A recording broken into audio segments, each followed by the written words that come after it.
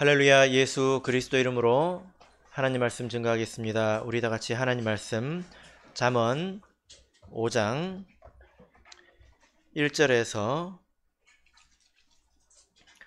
23절, 잠언 5장 1절에서 23절까지의 말씀을 저와 여러분이 한 절씩 교독하겠습니다. 잠언 5장 1절. 내 아들아, 내 지혜에 주의하며 내 명철에 내 귀를 기울여서 대저 음녀의 입술은 꿀을 떨어뜨리며 내 입은 기름보다 미끄러우나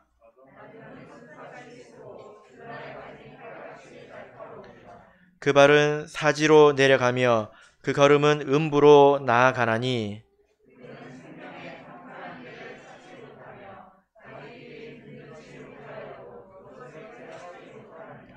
그런즉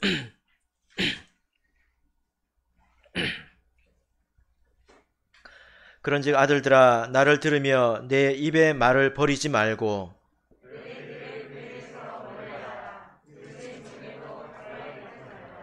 두렵건대 내 존영이 남에게 잃어버리게 되며 내 수한이 잔포자에게 빼앗기게 될까 하노라.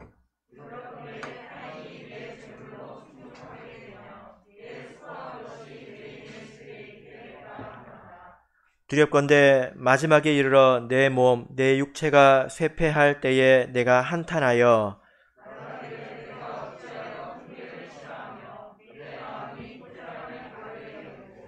내 선생의 목소리를 청종치 아니하며 나를 가르치는 이에게 귀를 기울이지 아니하였던고.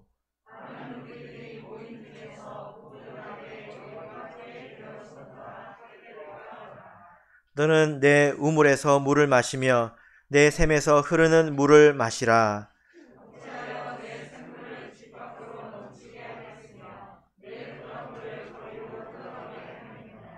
그 물로 내게만 있게 하고 타인으로 더불어 그것을 나누지 말라.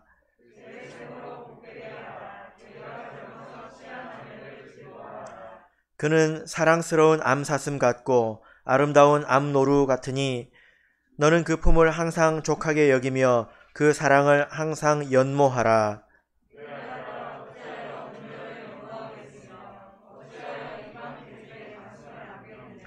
대저 사람의 길은 여호와의 눈앞에 있나니 그가 그 모든 길을 평탄케 하시느니라.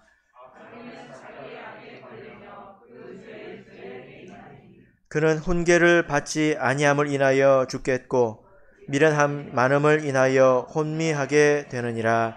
아멘. 네, 오늘 이 시간은 간음의 어리석음과 결혼의 지혜라는 제목으로 하나님 말씀을 증거하겠습니다. 5장 말씀은 전체적으로 아들에게 주는 8번째 훈계입니다. 잠언 초반에 이렇게 아들에게 주는 훈계가 있는데요. 총 10개가 있습니다. 그런데 이 8번째 훈계가 가장 길다는 특징이 있습니다. 그러면 이 훈계의 가장 긴 이 훈계의 주제는 무엇일까요? 오늘 제목처럼 간음을 경고하는 그런 내용입니다. 이성관계의 문제라는 거죠. 어디서든지 이 이성 문제는 끝나지 않는 이야기인 것 같습니다. 잠언에서 이런 이성의 문제에 대해서 종종 경고하고 있지만 5장의 말씀은 특별히 그 가운데서도 가장 집약적으로 또 모든 표현력을 동원해서 아주 강하고 길게 다루고 있습니다. 보통 우리 교회는 간음에 대해서 아주 엄격하게 다루고 있습니다. 그것이 마땅하죠. 우리 성도님들께서도 특별히 우리 학생들이 이런 점에 대해서 막연하게 알 수 있는데 교회는 간음의 문제에 있어서는 아주 엄격하게 다룹니다. 왜냐하면요, 이 간음이라고 하는 것이 결혼과 가정과 관계가 있기 때문입니다. 이것이 곧 결혼 또 가정과 또 연결이 되어 있지 않습니까? 그런데 이 결혼이라고 하는 것은 하나님의 도구입니다. 이것을 통해서 하나님께서 자기의 백성을 삼으시고 또 세우시지 않습니까? 우리가 아브라함을 생각을 해보면 하나님께서 아브라함을 택하셨습니다. 그죠? 선택받은 사람은 아브라함입니다. 그리고 그와 할례 언약을 맺으셨는데 하나님께서 아브라함 한 사람을 택했고 그와 언약을 맺었지만 실제로 할례를 받은 사람들은 누구일까요? 자, 우리 창세기 17장을 보겠습니다. 창세기 17장 9절, 창세기 17장 9절.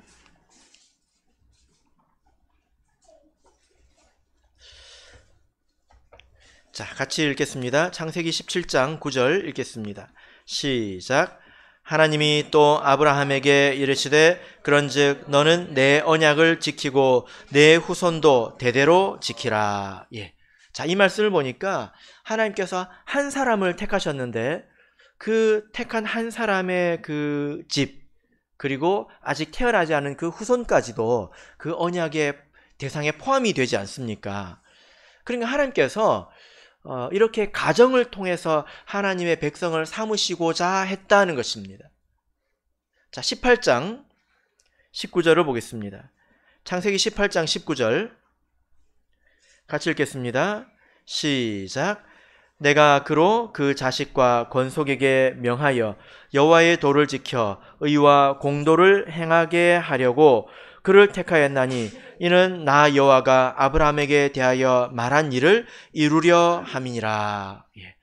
하나님의 뜻이 이러하다는 것입니다. 하나님께서 아브라함에게 대해서 약속한 그것들을 이루고자 하셨습니다. 많은 백성을 주시고자 했죠. 근데 그것을 어떻게 이룹니까? 아브라함이 그 자식과 권속에게 여호와의 도를 지켜 그것을 가르친다는 것입니다. 그래서 이것을 보면 하나님께서 아담에게 생육하고 번성하여 땅에 충만하라 이렇게 축복하셨는데 이것은 또한 명령이고 사명이죠. 이것은 단순히 자녀를 많이 낳아라, 숫자를 많게 하라는 것이 아니라 이것은 하나님의 모양과 형상을 닮은 그런 사람들을 많이 키우라는 것입니다. 그런데 이 인간의 타락 이후로 그것이 끊어졌고 아브라함에 이르러서는 선택을 통해서 그 선택받은 가정을 통해서 하나님께서 자기 백성을 세우신다라는 겁니다. 하나님께서 하시는 일이 한 가지라면 그것은 사람을 구원하신 일인데요. 그 구원하시는 주요한 도구가 가정이라는 것입니다. 그래서 이 결혼, 가정이라고 하는 것은 하나님의 도구입니다. 그런데 하나님의 도구이기만 한 것은 아니죠. 또 한편으로 인간적인 입장에서 보자면 개인의 인생에 있어서 가장 크게 영향을 미치는 것은 아마도 결혼일 것입니다. 그죠? 우리가 부모에게서 태어나지만 부모와 사는 날은 그렇게 사실 길지 않습니다. 누구와 더 오래 삽니까? 배우자와 더 오래 살지요? 그죠? 예. 그래서 개인의 인생에 있어서 가장 크게 영향을 미치는 것은 다름 아닌 결혼이라고 할 수 있습니다. 또 가정이라고 할 수 있죠. 그러니까 대체적으로 사람들이 결코 양보하고 싶어 하지 않는 것이 바로 결혼입니다. 다른 것은 다 부모님 말씀을 들어도 결혼만큼은 내가 좋아하는 사람과 내 뜻대로 하고자 하는 것이 대부분의 사람들의 그런 태도이지요. 그러니까 이 결혼이라고 하는 것은, 가정이라고 하는 것은 두 가지 꼭지점이 아주 예리하게 만나는 곳인데, 한쪽에서는 하나님의 뜻을 이루는 도구에 하나님의 꼭지점이 있고요. 반대쪽에서는 사람의 욕망, 사람의 그 자아, 이런 것들을 실현하는 그런 꼭지점이 있습니다. 이것이 만나게 되죠. 그죠? 그리고 이것을 깨트리는 것이 바로 간음이라고 할 수가 있습니다. 이러하기 때문에 성경에서 그리고 교회에서는 간음에 대해서는 아주 엄격하게 다스리고 있다는 것을 먼저 말씀을 드립니다. 그런데 이 말씀을 드리는 것이 수월하지 않습니다. 왜 그럴까요?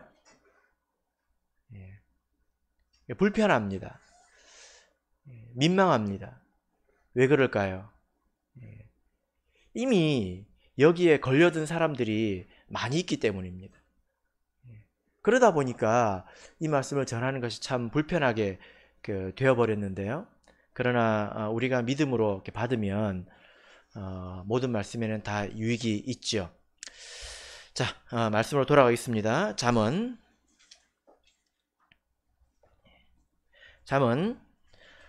5장을 다시 돌아가서 보시면요, 1절, 2절의 말씀은 전형적인 서론의 내용입니다. 이 말씀을 잘 들어라, 귀 기울여서 들어라, 그것을 꼭 지켜라, 이런 내용이죠. 내용은 3절부터인데요. 5장은 크게 이제 두 부분으로 나눠집니다. 3절부터 14절까지는 음녀를 피하라 라는 권면입니다. 음녀를 피하라. 간음에 관한 교훈이죠. 그리고 이후에는 바른 결혼에 관한 교훈입니다. 자, 먼저 이 음녀를 피하라 라는 3절부터 14절까지의 말씀 가운데서 우리 먼저 3절에서 6절을 먼저 읽어보겠습니다. 다시 한번 읽겠습니다. 3절에서 6절 읽겠습니다. 시작.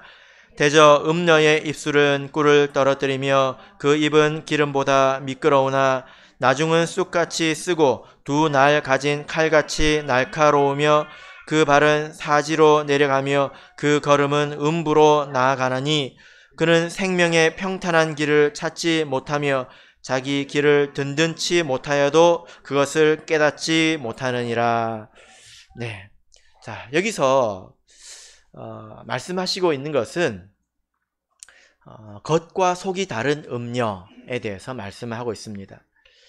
이 음녀는 겉과 속이 다르다라는 거죠. 자, 그러면 여러분, 여기서 말하는 음녀는 누구를 말할까요? 음녀라고 하는 것은 음행하는 여자, 뭐 이런 뜻이지 않습니까? 또 창녀라고도 하지요. 자, 그런데 20절을 한번 읽어보실까요? 자, 20절 말씀 읽겠습니다. 시작. 내 아들아, 어찌하여 음녀를 연모하겠으며 어찌하여 이방 계집의 가슴을 안겠느냐. 예. 제가 처음 잠언을 말씀드릴 때 평행법이라는 것이 있다. 기억나십니까? 똑같은 말을 두 번 반복한다는 거예요. 다른 표현으로. 그래서 여기서 보면 음녀가 나오는데 그 뒷부분에서는 뭐라고 하고 있습니까? 이방 계집이라고 하고 있지 않습니까? 예, 이방 계집이라고 하고 있습니다. 자, 그래서 우리가 여기서 말하는 이 음녀라고 하는 것을 우리가 성경의 전체적인 정신 아래에서 또 이 잠언 이 5장의 전체적인 말씀 속에서 이해를 해야 되는데, 이것은 어떤 한 여자를 말하는 것이 아닙니다. 그러면 이 말씀은 형제만 들어야 되겠죠. 그렇지 않다는 것입니다. 여기서 이렇게 말하는 것은 여자만 말하는 것이 아니라 이것은 하나님의 뜻을 벗어난 이성 관계를 말하는 겁니다. 하나님의 뜻을 벗어난 이성 관계.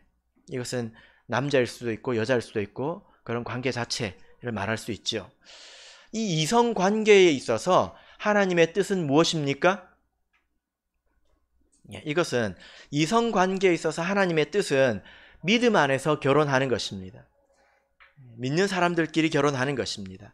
근데 이것 이외에 이방 사람을 만나는 것, 교제하는 것, 그리고 이방 사람과 결혼하는 것, 그리고 성도 사이라고 할지라도 단순히 즐기기 위해서 이성 교제를 하는 것, 그리고 결혼 상태에 있지만 그 부부간에 그 약속을 깨고 다른 관계에서 성관계를 갖는 것,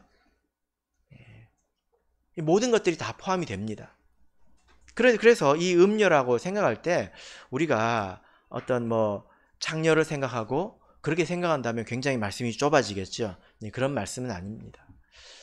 그래서 이것을 조금 더 폭넓게 생각하자면 방금 제가 말씀드린 하나님의 뜻을 벗어난 이성관계, 이것을 다 포함하는 것입니다. 물론 그 안에 다 같지는 않죠. 정도가 이렇게 다르지요. 그죠? 예, 그 죄의 정도가 다 다르지 않습니까? 그런데 같은 바구니에 있다라는 것은 우리가 기억을 해야 합니다. 같은 바구니에 있는 것입니다. 자, 그런데 이렇게 그 하나님의 뜻을 벗어난 이성 관계 정도의 차이는 있지만, 이 이성 관계의 특징이 무엇이냐? 3절을 보면, 대저 음녀의 입술은 꿀을 떨어뜨리며 그 입은 기름보다 미끄러우나. 예. 자, 여러분, 이 말씀을 보면 이 그 관계의 즐거움에 대해서 꿀과 기름의 비유를 하고 있습니다. 근데 이 꿀과 기름이라고 하는 것은 세상에서 제일 달고 또 제일 고소한 것이지 않습니까? 지금은 뭐 먹을 것이 많아서 그렇지 않을 수 있겠지만 옛날에는요, 제일 달다 하면 뭐였습니까? 꿀이었죠. 그죠? 예, 기름은 고소한 것을 상징합니다. 이 두 가지가 합쳐져 있다면 굉장히 그 파괴력이 크겠죠. 그러니까 하나님의 뜻을 벗어난 이성관계가 주는 즐거움은 세상에서 최고라는 겁니다. 그만큼 강력하다 이렇게 말씀을 하고 있죠. 예, 또 기름은 미끄럽지 않습니까?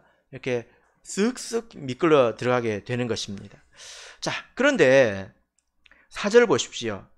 4절을 보면 나중은 쑥같이 쓰고 두 날 가진 칼같이 날카로우며, 나중에는, 그러니까 이 하나님의 뜻을 벗어난 이성관계는 처음과 나중이 다르고 겉과 속이 다르다는 것입니다.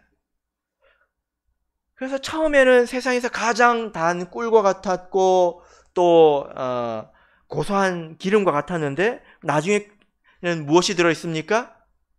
쑥이라고 하는 것은 아주 쓰다는 것입니다. 가장 쓴 것입니다.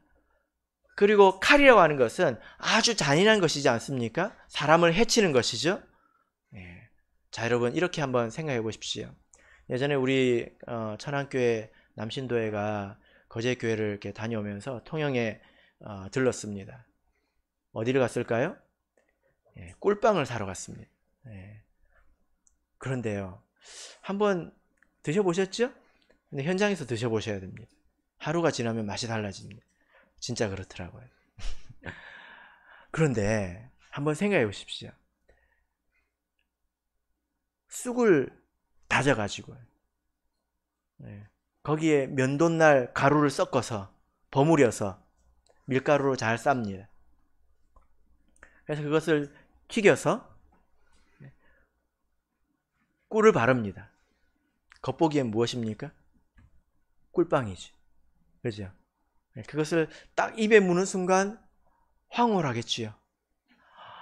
이렇게 달고 이렇게 고소할 수가 있나 하고 이빨이 들어가는 순간까지는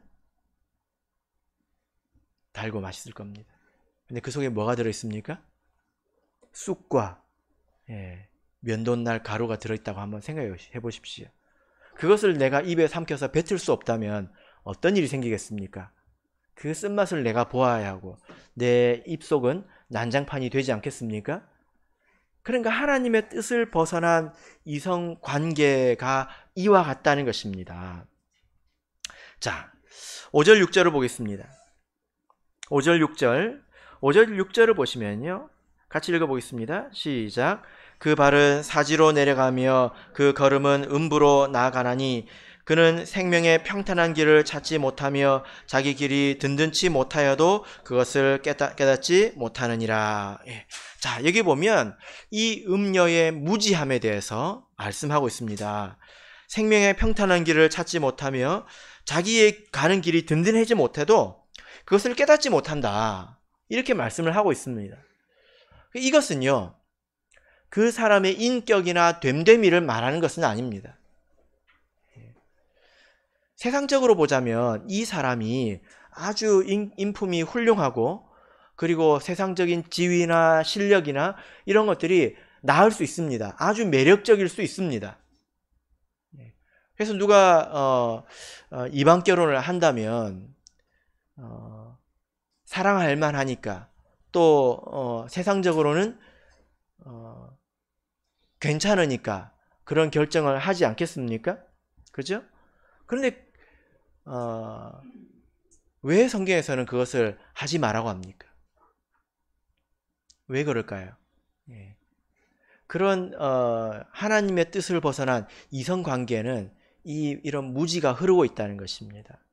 자, 신명기 7장을 보겠습니다. 신명기 7장 3절 4절을 보겠습니다.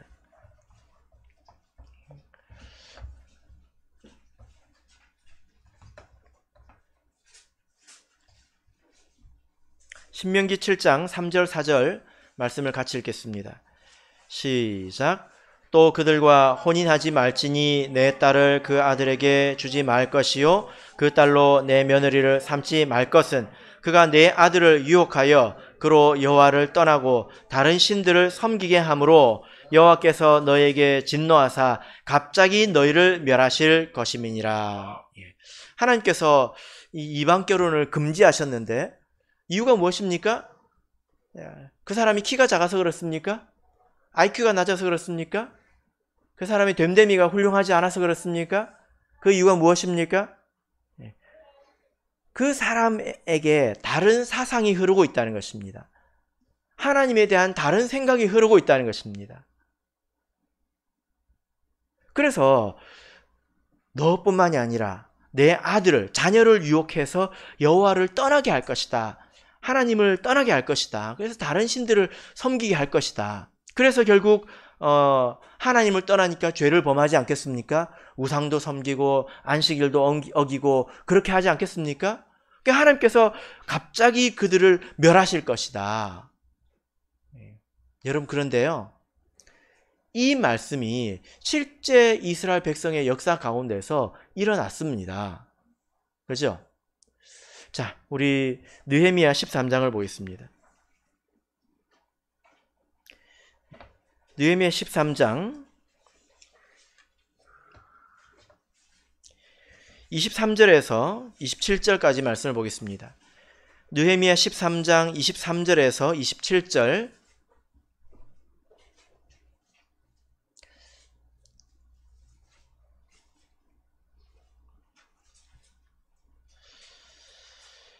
읽겠습니다. 시작.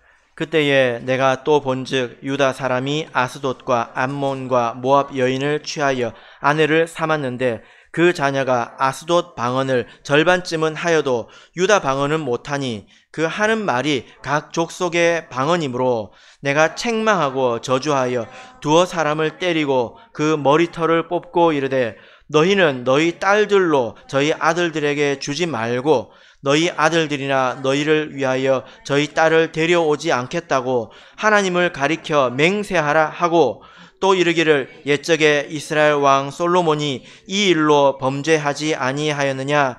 저는 열국 중에 비길 왕이 없이 하나님의 사랑을 입은 자라. 하나님이 저로 왕을 삼아 온 이스라엘을 다스리게 하셨으나 이방 여인이 저로 범죄케 하였나니 너희가 이방 여인을 취하여 크게 악을 행하여 우리 하나님께 범죄하는 것을 우리가 어찌 용납하겠느냐. 솔로몬이 이 일로 범죄를 했지요. 그가 대단한 사람이었지만 결국 그것을 극복하지 못했습니다. 그래서 이스라엘이 결국 멸망에까지 이르렀죠. 그죠? 그래서 성경에 보면 이스라엘 백성이 멸망한 이유를 대략 세 가지 정도로 이야기를 합니다. 첫 번째가 이방 결혼입니다. 그리고 우상 숭배입니다. 그리고 안식일을 어긴 것입니다. 근데 이 세 가지가 연결이 되어 있습니다. 맞습니까?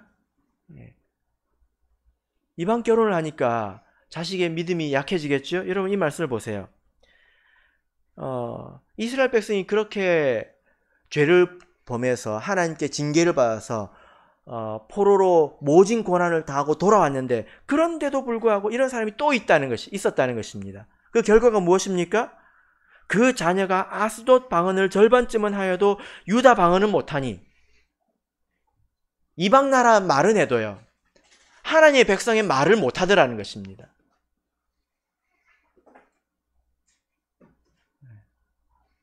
이런 일이 계속 생기지 않습니까? 그러다 보니까 이런 사람들이 우상을 섬기게 될 것이고, 우상을 섬기는 사람이 안식일을 왜 지킵니까? 그래서 안식일을 버렸죠. 근데 안식일은 하나님과 우리 사이에 대대로 표징이 된다 하고 말씀하지 않았습니까? 이것을 버렸기 때문에 안식일을 버렸다고 하는 것은 하나님을 버린 것입니다. 여러 말로 둘러댈 필요가 없습니다. 그것이 그것입니다. 그래서 하나님께서 그들을 진노하셨는데, 그 광경을 느헤미야가 또 목도한 것입니다. 그래서 느헤미야가 어떻게 했습니까? 책망하고 저주하고 때리고 머리털을 뽑았다고 하고 있습니다. 자, 여러분, 이렇게 한번 생각해 보십시오. 여러분께서 존경하는 어떤 원로 목자님께서, 왜냐하면 이 느헤미야는 아주 지체가 높고 또 고상한 사람입니다. 인품이 있는 사람입니다. 평생 누군가를 때려보지 않았을 만한 사람입니다.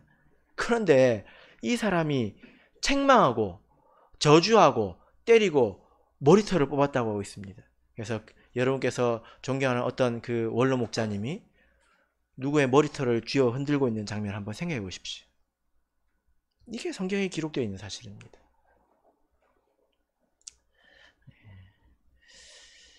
그래서 이렇게 하나님의 뜻을 벗어난 이성관계, 특별히 이방 결혼, 여기에는 불신앙이 흐른다는 것입니다. 그것을 쉽게 이길 수 없죠. 그런데 가끔 이런 경우가 있습니다. 우리 부모님들이 또 믿음을 가지고 자녀들에게 이방 결혼을 하지 마라 이렇게 이야기를 하는데 잘 안 듣습니다. 내가 이방 결혼 해보니까 내가 사는 거 보지? 절대로 너는 그렇게 하지 마라, 이런 이야기를 합니다. 그 말 가지고 될까요? 목사님, 근데 말을 안 들어요. 왜 그럴까요? 결혼이라고 하는 것은 열매입니다. 내가 자식을 낳으면 그 자녀는 부모에게 100% 의존 상황에 있지 않습니까? 근데 결혼이라고 하는 것은 열매가 그 나무에서 뚝 떨어지는 것과 같습니다. 그래서 새로운 나무가 되는 거죠. 그죠? 그래서 부모를 떠나 그것은 독립하는 것이지 않습니까? 육체적으로, 정신적으로, 영적으로 부모에게서 이제 독립을 해서 새로운 하나님 앞에 홀로 서는 것입니다. 그래서 이것은 열매를 맺는 것입니다. 그래서 이방 결혼하지 말라, 이런 말 한마디가 가지고 되는 게 아닙니다. 그리고 지금 우리 청년들이 여기서 이것을 듣고 배웠다고 해서 그렇게 되는 게 아닙니다. 어느 날 눈앞에 내가 아무리 교회를 봐도 괜찮은 사람이 없고 나이는 들어가고 어느 날 세상에서 나를 좋다는 사람이 생기면 안 흔들릴 수 없습니다. 그래서 이것이 지식만 가지고 되는 게 아니라는 거예요. 이것은 총체적인 신앙의 열매라는 것입니다. 그 사람이, 자녀가 종합적으로 성숙해야 이것이 정말 복된 것이고 이것이 정말 바른 것이다, 그런 신념이 그 사람 안에 생겨야, 그리고 그것을 가지고 꾸준히 기도해야 그것이 이루어지는 일이다 라는 것입니다. 그래서 마지막에 내가 그러라고 했지, 내가 그러지 말라고 했지, 이 말 가지고 되는 게 아닙니다. 내가 걸음도 주지도 않고 가지도 쳐주지 않고 방치했다가 어느 날 나무에게 가서 좋은 열매 맺어라, 얍 하면 이게 나무가 좋은 열매를 맺습니까? 그것과 같다는 거예요. 말 가지고 되는 게 아닙니다. 결혼의 순간에 애가 탄다고 되는 게 아닙니다. 자, 우리 다시 본문의 말씀으로 돌아가겠습니다. 7절 8절 말씀을 읽겠습니다. 7절 8절 읽겠습니다. 시작. 그런즉 아들들아, 나를 들으며 내 입의 말을 버리지 말고 내 길을 그에게서 멀리하라. 그 집 문에도 가까이 가지 말라. 자, 이 말씀을 보면 다시 한번 경고하고 있죠. 이렇게 꿀이 떨어지고 기름이 흐르기 때문에 한번 들어가면 헤어나가기 힘들다는 것입니다. 그리고 그 문 가까이에도 가지 말라. 이런 것은 흡입력이 있다는 것입니다. 그죠? 보통 이제 흡연을 하시는 분들을 보면 처음에 어떻게 흡연을 하게 됩니까? 내가 골초가 되어야지, 내가 폐암에 걸려야겠네 해가지고 담배를 피우는 사람 있습니까? 아니에요. 텔레비전에 요즘은 그렇게 못 나오게 하잖아요. 텔레비전에 아주 잘생기고 멋있는 남자가 나와서 담배를 딱 피고 있으면 멋있어 보여서. 그리고 군대 가면요, 다 담배 피거든요. 그러면 안 피고 있으면 혼자 심심하니까, 옆에서 권하니까 호기심에 한번 손댔다가 거기에 빠져들게 됩니다. 그죠? 근데 이것은 그것보다 훨씬 더 흡입력이 있다라는 것입니다. 그래서 우리가 그 근처에도 가지 말아야 합니다. 대부분 텔레비전이나 뭐 영화나 이런 것들을 보면 뭐 그 장르가 무엇이든지 간에 이 이성 문제는 꼭 감초처럼 끼지 않습니까? 그죠? 예. 요즘에는 그 정도 가지고는 사람들을 자극할 수 없으니까 막장으로 가지 않습니까? 불륜, 상상도 못하는 그런 불륜들이 막 나오잖아요. 그리고 텔레비전에서 그려놓은 그 이성관계의 그 왜곡된 사실들을 받아들여 가지고 왜곡된 이미지를 가지게 됩니다. 나도 저래 봤으면 좋겠네. 나도 저렇게 키 크고 잘생긴 사람 좀 만나봤으면 좋겠네 해가지고 왜곡된 이미지를 가지게 된다는 겁니다. 그러면 어느 순간 그리로 가게 되겠죠. 그죠? 조심해야 됩니다. 자, 이제 9절부터 11절까지는 세 번의 두렵건대가 나옵니다. 세 번의 두렵건대. 자, 같이 한번 읽어볼까요? 자, 누가 두려워한다고 하고 있습니까? 아버지가 아들에게 말을 주면서, 스승이 제자에게 말을 주면서 스스로 그 사랑하는 아들과 제자를 볼 때 두렵다고 말하고 있습니다. 네가 그럴까봐 두렵다. 부모의 마음이죠. 무엇이 두려울까요? 같이 읽어보겠습니다. 시작. 두렵건대 내 존영이 남에게 잃어버리게 되며 내 수완이 잔포자에게 빼앗기게 될까 하노라. 두렵건대 타인이 내 재물로 충족하게 되며 내 수고한 것이 외인의 집에 있게 될까 하노라. 두렵건대 마지막에 이르러 내 몸, 내 육체가 쇠폐할 때에 내가 한탄하여. 자, 여기 보면 잃어버리는 것이 있기 때문에, 만약에 이런 왜곡된 이성관계에 빠지게 된다면 잃어버리는 것이 있기 때문에 두렵다는 것입니다. 자, 여기서 세 가지를 잃어버릴 수 있습니다. 첫 번째가 무엇입니까? 존영입니다. 존영. 이것은 존귀와 영광. 그래서 그 사람의 신분을 말합니다. 그 다음에 수한. 이것은 그 사람의 수명, 곧 생명을 말합니다. 그리고 10절에 보면 재물이죠. 그죠? 그래서 왜곡된 이성관계에 빠지면 이 세 가지를 잃을 수 있다.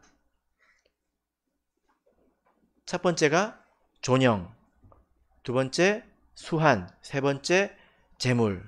이 세 개는 외우시기를 바랍니다. 존영, 수한, 재물, 이것을 대가로 치르게 된다는 것입니다. 세상에도 그런 일이 있지 않습니까? 최근에 아주 유력했던 그런 이제 정치인 몇 사람이 이렇게 성범죄를 저질러 가지고 그동안에 쌓아뒀던 그런 영광, 명예, 이런 것들을 다 잃어버리고, 그리고 신분도 잃어버리지 않았습니까? 그리고 어떤 분들은 스스로 어떤 분은 스스로 이렇게 목숨을 끊기도 했고요. 또 재산상의 손실도 아마 어마어마했을 것입니다. 그죠? 하나님의 백성에게도 이런 일들이 일어난다는 것입니다. 만약에 여기 계신 우리 성도님들 가운데 이런 음행 혹은 왜곡된 이성관계, 이것에 빠진다면 아마 은밀하게 할 것입니다. 드러내놓고 하지는 않겠지요. 그러나 하나님은 반드시 그걸 드러내실 것입니다. 21절을 보실까요? 21절 읽겠습니다. 시작. 대저 사람의 길은 여호와의 눈 앞에 있나니 그가 그 모든 길을 평탄케 하시느니라. 대저 사람의 길은 여호와의 눈 앞에 있다. 이 길은 무슨 길을 말합니까? 이 이성 문제의 길을 지금 계속 이야기하고 있는 것입니다. 하나님께서 그걸 보고 있다는 것입니다. 남몰래 어떤 짓을 하더라도 하나님께서 다 아시고 그것의 대가를 치르게 하시고 또 그것의 복을 누리게 하신다는 것입니다. 초기에 김천교회의 간증인데요. 초창기에는 우리 참예수교회에 많이 연약했기 때문에 하나님께서 이적 기사로 많이 도우셨죠. 그죠? 근데 이런 일이 있었습니다. 안식일에 성도들이 모여서 기도를 하는데 갑자기 어떤 사람이 일어났습니다. 그리고 다른 사람을 책망하기 시작했습니다. 근데 그것은 그 사람이 한 것이 아니라 성령의 감동으로 그 사람이 한 것입니다. 그 책망의 내용이 뭐였을까요? 그 여자가 그 전날 음행을 하고 간음을 하고 아무 일도 없었다는 듯이 교회에 온 것입니다. 그래서 성령께서 그를 책망하셨습니다. 그래서 교회를 떠났지요. 그죠? 뭐 이렇게 뭐 이적이 없다 하더라도 우리가 신앙생활을 하면서 경험하는 것은 하나님은 신실하다는 거예요. 이런 일을 드러내시고 그리고 그 대가를 치르게 하시고 그래서 그 사람을 심판하기도 하시고 또는 회개에 이르기도 하신다는 것입니다. 만약 그것이 교회에서 용납할 수 없는 수준의 문제라면 그 사람은 하나님의 백성으로서의 신분을 잃어버리게 되겠지요. 그리고 일상의 삶도 평안하지 못할 것입니다. 아까 제가 한 바구니에 있다고 하지 않았습니까? 여기에는 정도의 차이가 있지만 그러나 반드시 그 대가는 치르게 됩니다.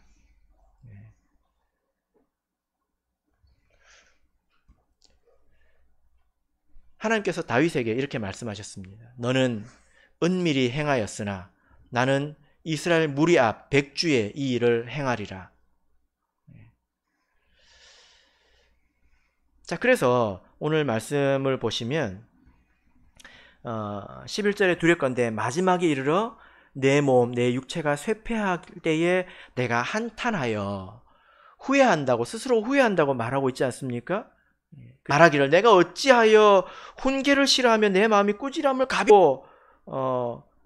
가벼이 여기고, 꾸지람이 있었다고 하는 것은 한 번에 이렇게 멸망에 이른 것은 아니라는 거예요. 과정이 있었다는 것입니다. 그때 선생이든지 부모든지 누군가가 계속 꾸짖었겠죠. 근데 그것을 가벼이 여겼다는 것입니다. 그래서 끝까지 가게 돼서 멸망에 이르러 가지고 어떻게 합니까? 한탄하고 있다, 후회하고 있다. 그리고 여러분 보십시오. 14절 보면 많은 무리들이 모인 중에서 모든 악에 거의 빠지게 되었었노라. 이게 무슨 말입니까? 공개적이라는 겁니다. 망신을 당한다는 거죠. 그러니까 공개적인 망신을 당하고 그리고 또 이 인생이 괴멸된 상태에서 이제 후회를 해도 그때는 돌이킬 수가 없습니다. 물론 여러분 이 말씀을 들으실 때 다른 사람을 생각할 필요가 없습니다. 나를 생각하면 됩니다. 모든 사람은 다 가능성이 있기 때문이지요. 하나님께서 이것을 적용하실 때 천편일률적으로 적용하시지는 않습니다. 더 주신 사람에게는 더 찾는 것이 하나님의 이치이죠. 그죠? 그런데 적어도 여기에 있는 분들은 거기에 빠져서는 안 됩니다. 거기에 절대로 빠져서는 안 됩니다.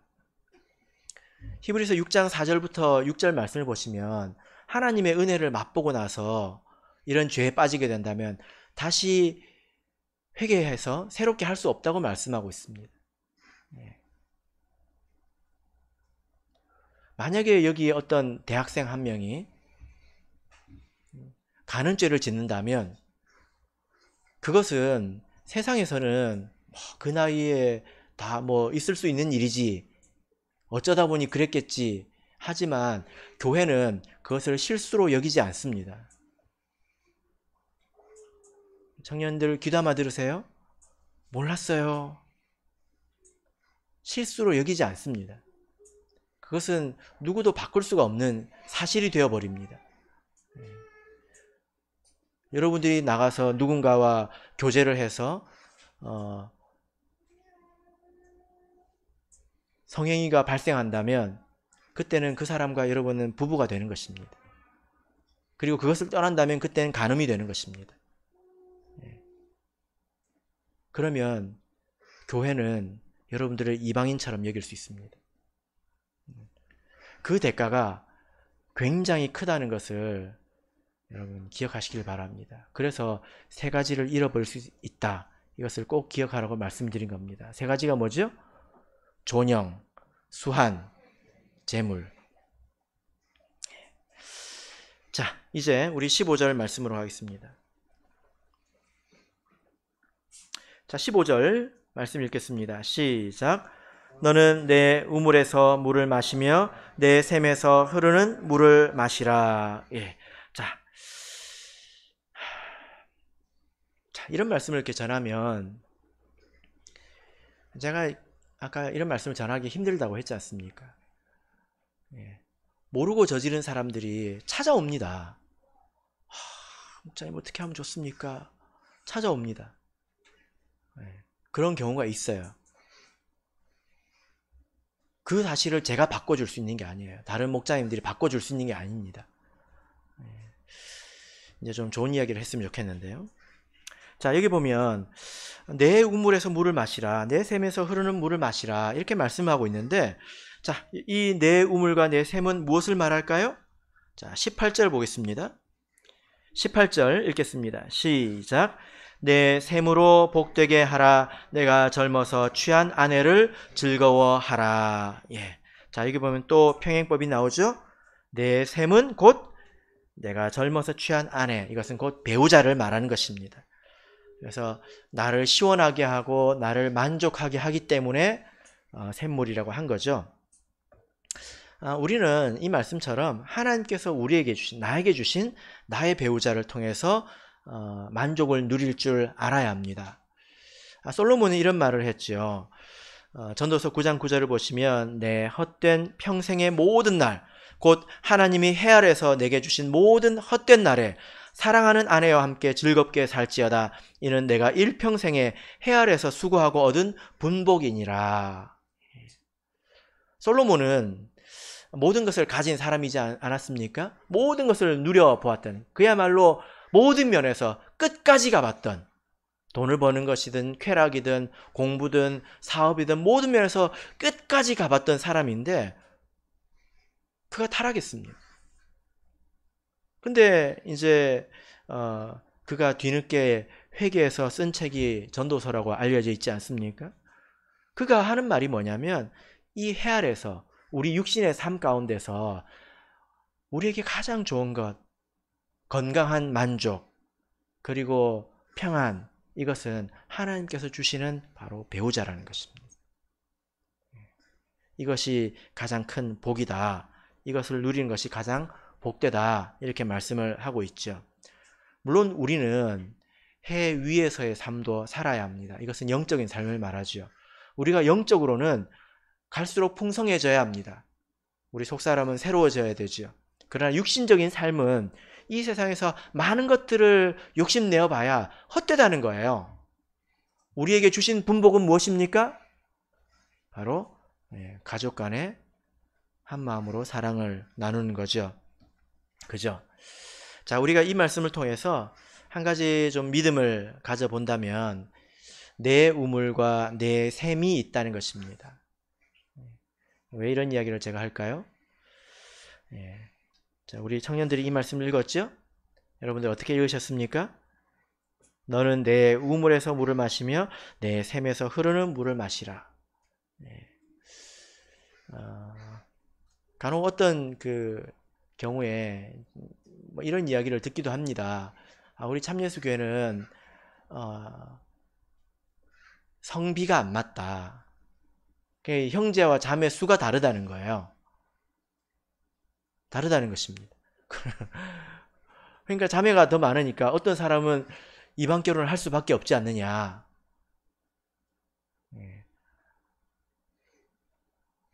그러니까 어쩔 수 없는 거 아니냐. 여러분 이 이야기에 대해서 어떻게 생각하십니까? 제가 그 문제들을 생각해 보면 혼자 너무 고민을 많이 하고 있다.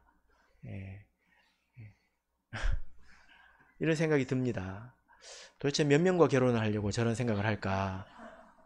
그런 생각이 듭니다. 왜냐하면요. 똑같은 상황에서도 어떤 사람은 믿음으로 구하고 하나님의 인도를 받아서 믿음으로 결혼에 이릅니다. 근데 어떤 사람은요. 소개시켜줘도 싫다고 합니다. 이것이 현실입니다. 중요한 것은 우리가 너무 많은 것에 신경 쓸 필요가 없다는 거예요. 그것은 하나님의 일이지 내 일이 아닙니다. 나는 내 일만 잘하면 되는 거 아닙니까? 그죠? 그래서 내가 내 하나님을 믿고 이 말씀을 보니까 나에게 주신 우물이 있구나. 나에게 주신 샘이 있구나. 지금 어디서 무럭무럭 자라고 있는지는 모르겠지만 나에게 주신 사람이 있겠구나 라는 믿음을 가지고 지금 나 자신을 다듬어 가는 것이 중요하지 않습니까? 나 자신이 그에 어울리는 사람이 되도록 스스로를 단련해 나가는 것이 중요하지 않습니까? 그렇지 않습니까?